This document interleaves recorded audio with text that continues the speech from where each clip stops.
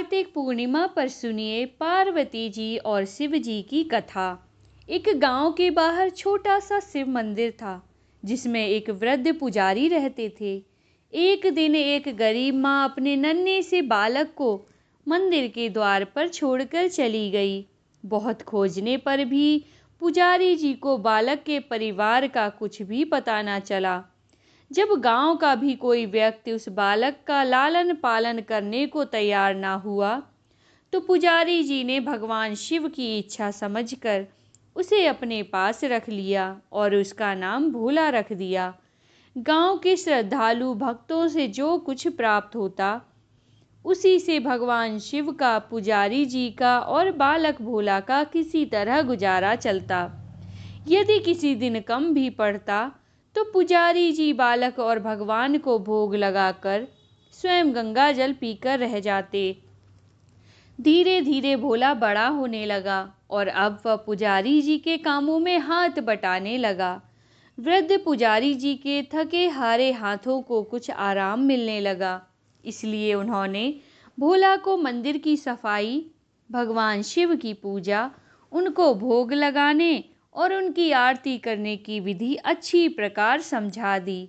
अब वे स्वयं भगवान शिव के नाम जप और संकीर्तन में समय व्यतीत करने लगे।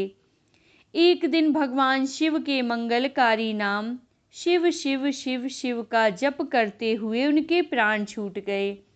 अब बालक भोला का इस संसार में भगवान शिव के सिवाय और कोई सहारा ना रहा। उसने पुजारी जी की ये 3 बातें कभी नहीं भूली। भगवान भोलेनाथ शिव शंकर को ताजी गरम रसोई का ही भोग लगाना, भगवान को भोग लगाए बिना स्वयं कुछ भी नहीं खाना, भगवान शिव पर विश्वास रखकर कभी भी किसी भी वस्तु का संग्रह ना करना, बासी भोजन का भी नहीं। यदि कोई भक्त पहले से बना भोजन या मिठाई मंदिर में दे जाता तो बालक भोला उसे गरीबों में बांट देता। वह ताजी रसोई बनाकर ही भगवान को भोग लगाता, उसके बाद ही स्वयं प्रसाद ग्रहण करता और यदि बचता तो उसे बांट देता। यदि रसोई बनाने को सामग्री ना होती तो भोले बाबा और भोला भगत दोनों गंगाजल पीकर ही रह जाते। एक बार बरसात का मौसम आया और 3-4 दिन तक मूसलाधार वर्षा होने से मंदिर में एक भी भक्त नहीं झांका। भोला अपने भोले बाबा को गंगा जल का ही भोग लगाता और उसे ही पीकर रह जाता। भोले बाबा बालक की भक्ति और सहन शक्ति की परीक्षा लेते रहे, किंतु आखिर में अपने भक्त बालक को भूख से तड़पते देख उनसे रहा न गया। वे सेठ के नौकर का रूप धारण कर हाथ में भोजन सामग्री की पोटली लेकर वर्षा में भीगते हुए मंदिर के द्वार पर जा पहुँचे। उन्होंने आवाज़ लगाकर भोला को बुलाया और उसके हाथ में पोटली देते हुए बोले, सेठ जी ने यह सीधा भेजा है, इससे रसोई बनाओ, भोग लगाओ और स्वयं भी प्रसाद पाओ। मैं कल फिर आऊँगा। भोला भगत ने आशीर्वाद देकर उसे विदा किया और सूखी गीली लकड़ियों के धुएं में गरम रसोई बनाकर भोले बाबा को भोग लगाया। पूरे बरसात के मौसम में भोले बाबा नौकर के वेश में भोला भगत को सीधा देने आते रहे और स्वयं भी गर्मा गर्म रसोई का भोग पाते रहे। एक दिन भोला भगत ने सोचा कि सेठ जी को सीधा भेजते हुए 4 महीने हो चले हैं, किंतु वे स्वयं कभी मंदिर में भोले बाबा का प्रसाद ग्रहण करने नहीं आए। अगले दिन जब भोले बाबा का नौकर वेश में सीधे की पोटली देने आए तो भोला भगत उनसे बोला, भाई, तुम्हारे इतने धर्मात्मा सेठ जी कभी स्वयं मंदिर में प्रसाद लेने नहीं आए, इस कारण मेरा हृदय अत्यंत दुखी हो रहा है। अपने सेठ जी से कहना कि कल वे भी मंदिर में प्रसाद ग्रहण करने अवश्य पधारें। भक्त की बात सुनकर नौकर बने भोले बाबा चौंक कर घबरा उठे और बोले, पुजारी जी, सेठ जी मेरे द्वारा आपको सीधा भेजते हैं, आप इससे भगवान को भी भोग लगा लेते हैं और स्वयं भी प्रसाद पाते हैं, फिर सेठ जी को बीच में बुलाने की क्या ज़रूरत है। जैसा चल रहा है वैसा ही चलने दीजिए ना। भोला बाबा, ऐसे कैसे चलने दूं? आपके धर्मात्मा सेठ जी इतने दिनों से सीधा भेज रहे हैं, क्या मैं उन्हें भगवान का प्रसाद देने का अपना कर्तव्य भी पूरा ना करूं? मैं किसी का उधार खाने वाला नहीं हूं। अपने सेठ जी से कह देना कि यदि कल भोले बाबा का प्रसाद ग्रहण करने ना पधारे तो मैं उनका सीधा लेना बंद कर दूंगा। नौकर बने भोले बाबा तो अपने भोले भगत की अकड़ देखकर कांप उठे और यह सोचकर मन ही मन हंसे कि वाह, आज तो लेने वाला ही देने वाले पर धौंस दिखा रहा है। लेकिन सरल हृदय भक्त के मनोभाव पर रीझ कर वे बोले, ठीक है पुजारी जी, कल सेठ जी मंदिर में प्रसाद ग्रहण करने जरूर पधारेंगे। दूसरे दिन बड़े सवेरे ही भोले बाबा नौकर के वेश में दूध और बहुत सारी भोजन सामग्री लेकर मंदिर पहुंच गए। भोला चौंकते हुए बोला, भाई आज इतना सारा सीधा किस लिए ले आए? नौकर बने भोले बाबा बोले, पुजारी जी भूल गए क्या? आज आपने सेठ जी को प्रसाद के लिए बुलाया है, इसलिए आप छक कर रसोई बनाइए और भोले बाबा को भोग लगाइए। हाँ, यह तो बता दीजिए कि सेठ जी किस समय पधारें। भोला ने प्रसन्न होकर उन्हें सेठ जी के आने का समय बता दिया और भोला भक्त की इच्छा पूर्ण करने के लिए भोले बाबा कैलाश पर सेठ का रूप धारण करने लगे। इधर अपने स्वामी को एक प्यारे भक्त के यहाँ जीमने जाने का समाचार सुनकर ममतामयी अन्नपूर्णा माँ पार्वती भी भला कैसे पीछे रहती। वे भी पति की आज्ञा लेकर सेठानी का रूप धारण करने में जुट गईं। भोले बाबा ने अपने गले में से मुंडों की माला उतार दी, शरीर पर लगी भस्म, कमर पर पहना हुआ बाघांबर और बाहों और कानों में पहने सांपों के हार भी उतार कर रख दिए। उन्होंने एक मखमल का सुंदर कुर्ता धारण कर लिया, अपनी जटाएं सीधी कर गंगा और चंद्रमा को उसमें छिपा लिया और ऊपर से एक सुंदर रंग बिरंगी पगड़ी पहन ली। सदैव नंगे पैर विचरण करने वाले शिवजी ने आज अपने पैरों में रेशमी जूतियां धारण कर लीं। हाथ का त्रिशूल और डमरू भोले बाबा ने नंदी के हाथ में थमा दिया और अपने हाथ में एक सुंदर छड़ी लेकर पार्वती जी के तैयार होने की प्रतीक्षा करते हुए कैलाश पर चहलकदमी करने लगे।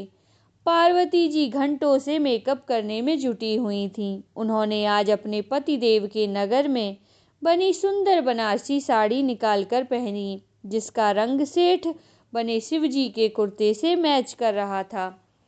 उन्होंने सोने चांदी हीरे के जगमगाते हुए आभूषण धारण कर लिए, पैरों में सुंदर सैंडल पहन ली, बगल में सुंदर सा पर्स दबा लिया और भोले बाबा के बार बार आवाज लगाने के बाद श्रृंगार कक्ष से बाहर निकल कर आईं। जब पार्वती जी और शिव जी ने एक दूसरे को सेठ सेठानी के वेश में देखा तो वे चकित होकर एक दूसरे को निहारते ही रह गए। दोनों एक दूसरे को देख देख कर निहाल हुए जा रहे थे। इससे पहले उन्होंने कभी एक दूसरे का ऐसा सुंदर रूप देखा ही नहीं था।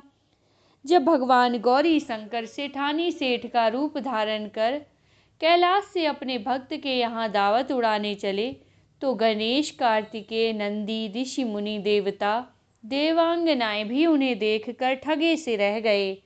सेठ बने शिवजी अपने हाथ में ली हुई छड़ी को अदा से घुमाते हुए पृथ्वी पर टेकते हुए चल रहे थे। उनके पीछे पीछे बगल में पर्स दबाए अपनी सैंडल से टक टक और पायलों से छन छन किया मधुर ध्वनि करती हुई माँ पार्वती सेठानी बनी हुई चल रही थीं। भोला भगत आज सुबह से ही सेठ जी के स्वागत में भांति भांति के पकवान बनाने में जुटा हुआ था। अपने भोले बाबा का भोग तो वह चलते फिरते बना लेता था, किंतु आज उसे कई महीनों से भगवान को भोग लगाने के लिए सीधा भेजने वाले सेठ जी को भागवत प्रसाद देना था। अतः आज उसने अपनी सारी पाक कला झोंक डाली थी। उसने सेठ जी द्वारा भेजे हुए चावल धोकर खीर बनाई, उसे धीमी आंच पर पकाकर गाढ़ा किया और उसमें सेठ जी के द्वारा भेजे हुए पिस्ते, बादाम, केसर, चिलगुजे, किशमिश डाले। मिर्च और अदरक को कूटकर उसे बाजरा, बेसन और गेहूं के आटे में भर भर कर मोटे मोटे मिस्से टिक्कड़ बनाए।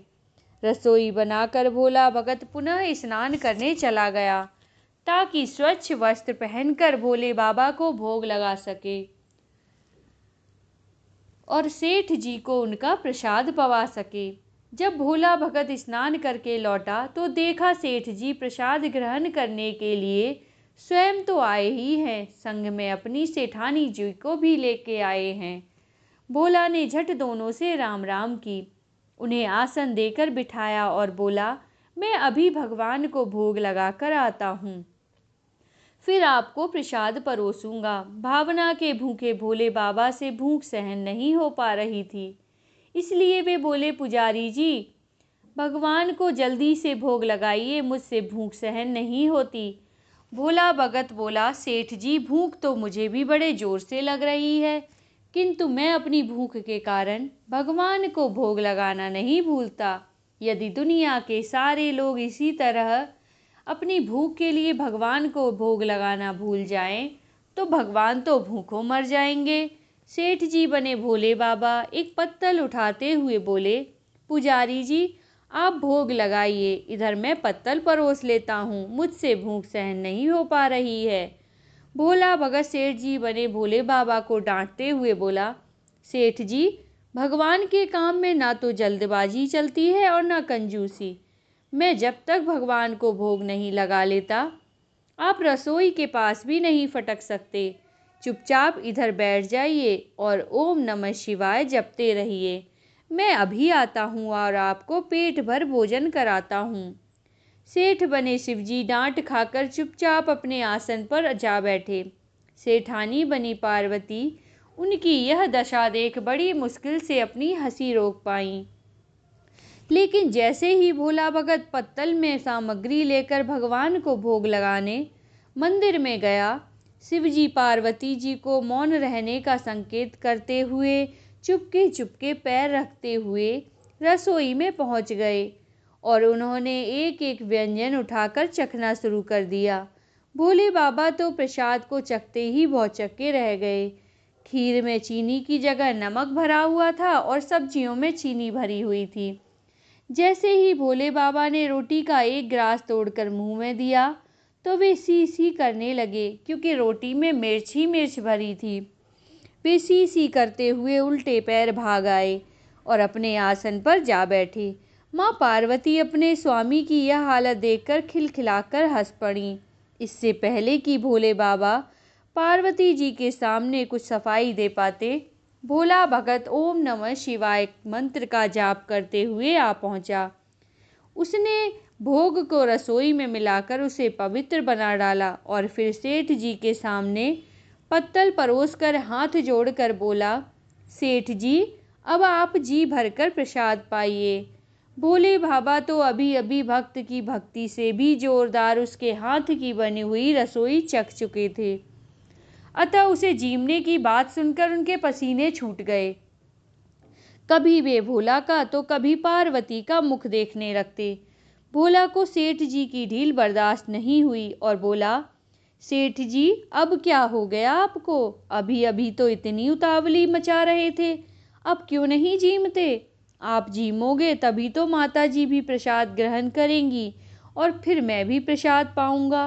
भोला की ललकार सुनकर भोले बाबा ने चुपचाप खीर का कुल्हड़ उठाया और सारी नमकीन खीर गटागट पी गए। कुल्हड़ खाली होने की देर थी कि भोला ने उसे झट से भर दिया। अपने प्रिय भक्त के हाथों परोसे हुए भोग में भगवान को आज दुगना स्वाद आने लगा।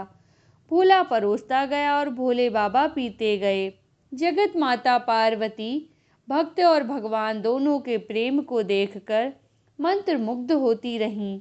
जब सारी रसोई समाप्त हो गई तो भगवान ने एक जोर की डकार ली। भोला को होश आया और बोला, वाह सेठ जी वाह, मैं ही बावला था जो इतनी थोड़ी सी रसोई बनाई। मुझे पता होता कि आपको प्रसाद ग्रहण करने का इतना शौक है तो और भी ज़्यादा रसोई बनाता। भोले बाबा अपने पेट पर हाथ फेरते हुए सेठानी बनी पार्वती जी की ओर मुस्कुराकर देखते हुए बोले, पुजारी जी, मैं इतना रोज कहाँ खाता हूँ, किंतु आज प्रसाद इतना स्वादिष्ट बना था कि अपने पर वश ही नहीं रहा और खाता ही चला गया। किंतु तभी भोला भक्त रुआसा होकर बोला, सेठ जी, अब वह तो आपने ठीक किया, लेकिन माता जी तो भूखी ही रह गईं। ममतामयी पार्वती माँ से बोला, भोला का रुआसा मुख देखा नहीं गया। उन्होंने बची हुई खीर की 4 बूंदें अपने कंठ में टपका लीं। भोले बाबा द्वारा भोग लगाने से प्रसाद में अद्भुत अलौकिक स्वाद भर गया था। ऐसी सुगंधित और मीठी खीर चखकर जगत जननी आकंड तृप्त हो गईं और उनके तृप्त होते ही सृष्टि का प्रत्येक प्राणी तृप्त हो गया। भोला भगत बोला, सेठ जी, आपने और माता जी ने प्रसाद ग्रहण कर लिया, इससे मुझे अत्यंत संतोष हुआ है। समझ लीजिए कि आप दोनों द्वारा प्रसाद ग्रहण करने से मेरा भी पेट भर गया। मेरी तो वैसे भी महीनों में 4 एकादशी हो जाती हैं, किंतु मैं भी एक दाना ले ही लेता हूँ, जिससे कि भोले बाबा के प्रसाद का अनादर ना हो। यह कहकर जैसे ही भोला ने खीर के पात्र में लगा चावल का एक दाना उठाकर अपने कंठ में डाला, उसकी जन्म जन्मांतर की भूख प्यास मिट गई और समस्त वासनाओं और इच्छाओं की तृप्ति हो गई। उसके ज्ञान के नेत्र खुल गए और उसने देखा कि उसके सम्मुख त्रिलोकीनाथ भगवान शंकर और जगत जननी माँ पार्वती आशीर्वाद की मुद्रा में मुस्कुराते हुए खड़े हैं। भोला दौड़कर उनके चरणों में लौटता गया और उन्हीं में समा गया। ओम नमः शिवाय।